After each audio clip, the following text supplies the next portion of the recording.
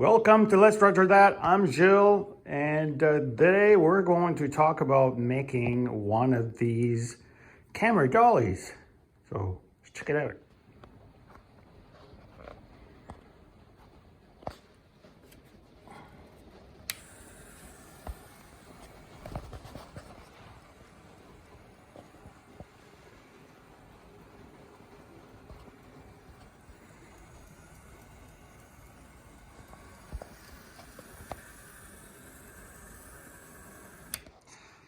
Okay, so these dollies are pretty useful. If you're actually watching this video, you're probably either thinking of making one of these things, or are you going to buy, or what? And you're trying to compare pricing or how difficult it is actually to make.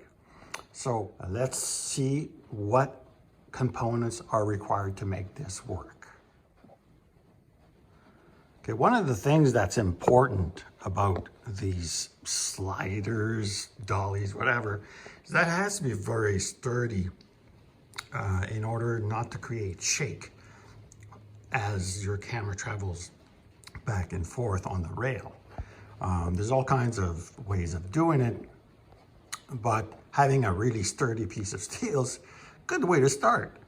Now, you could buy these things for CNC machines, printers, etc. And so you can get these on Amazon. I'll list all of these things in the description. And I just happen to have one of these for a CNC modification project I'm working on. So I thought, well, might as well just use that. So check mark on that, something that I had. Now, the other thing you need, obviously, is a motor. I'm using a DC motor instead of a stepper because then you avoid the whole thing about programming and all that stuff. So a DC motor is reversible when you switch the polarity on the controller. And these little controllers are about $15, $17 on Amazon. Basically, the circuitry allows you to plug in your power supply, and then the other two leads go to the motor, all right? So what I did, of course, is I introduced a reversing switch here, so it can go right or left, and it's latching, so it'll actually, you can click it and it stays, all right? So that is really handy. So right now it's in neutral. I'll turn the power on, this is very nice. There's a little light that shows you it's on or off. And then the control knob allows you to vary the speed at which the motor travels. And so it's not very expensive. These little wheels for 3D printers, again, that's a cheap thing. They come in the full bag of like about 10 with a roll of approximately strapping. And then all you need to do is screw it on to this carriage, and as the motor spins, the whole carriage travels. So that is essentially what is required. The other thing is that I've added one of these balls here, but it's because I want to be able to tilt the camera up or down, left or right. You don't need to do that, but a very handy thing to do. And these aren't all that expensive, should you wish to buy that as well. So we'll dismantle this whole thing, and we'll take it one step at a time. When I make something, I like to keep it simple. So I'm going to show you how I went along with this and planning it and experimenting. But first, let's take all this apart. So what I made here is a base that could bolt on to this here. I'm not going to remove it for this exercise, but I'll make the design available so you'll be able to use it. So essentially, this is a 1/4 by 20 threads bolt. And underneath the head sits into an hexagon, so it can't turn. And so that locks it in. That way you can screw in your camera or camera base, whatever it is.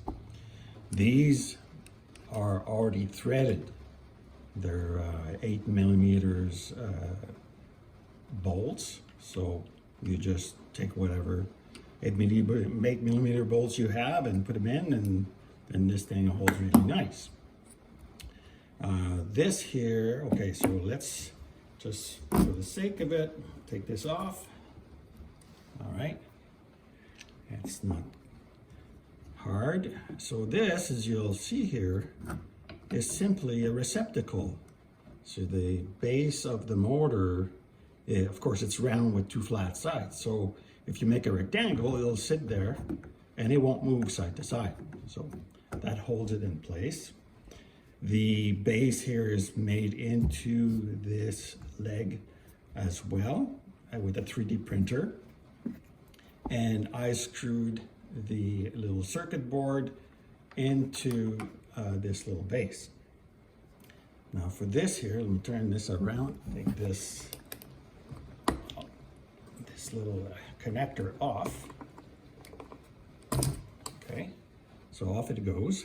And that's the connector that goes to the switch. So that's, the switch actually comes with the circuit board when you buy it, from the ones I got anyway. And see, I designed this leg so that the switch is simply recessed in here, and it fits nice and tight, but not like snug, shall we say. And it just sits in there. So this is a great way, and I have, it's wired correctly. You make sure right goes right, left goes left. And that's all as far as that goes. So essentially you've got a 12-volt power supply. This is something I found in my scrap bin, but you can buy them as well. And you plug it into, the little board says motor plus and minus, and the other one says power supply plus and minus. It's pretty simple. So you put that in there, and so now you know how this comes together.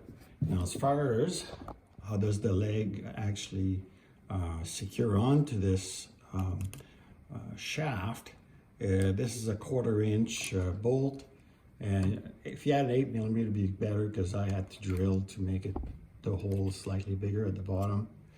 So all of this is a pretty simple apparatus.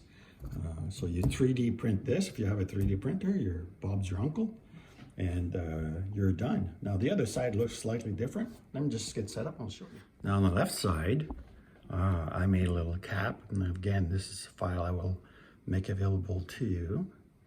And the cap covers this, so the 3D print comes out exactly like this. So the shaft is built in. Put a little bit of grease on it, slide this on, put a cap to retain it, otherwise it'll sort of lift up as it turns, and that's it. So you've got 2 parts or 3 parts to 3D print, okay? The legs and the base. And then if you get one of these, then it's pre-built. The bearings that are inside here are extremely smooth. So that's really handy. You don't have to worry about pressing bearings into anything. The screws that hold on here, they're there already. So you just unscrew this, the screw, right? And then poke a hole into this little band, screw it onto the base on either side, and you're done. That's it. That's how simple you can make it.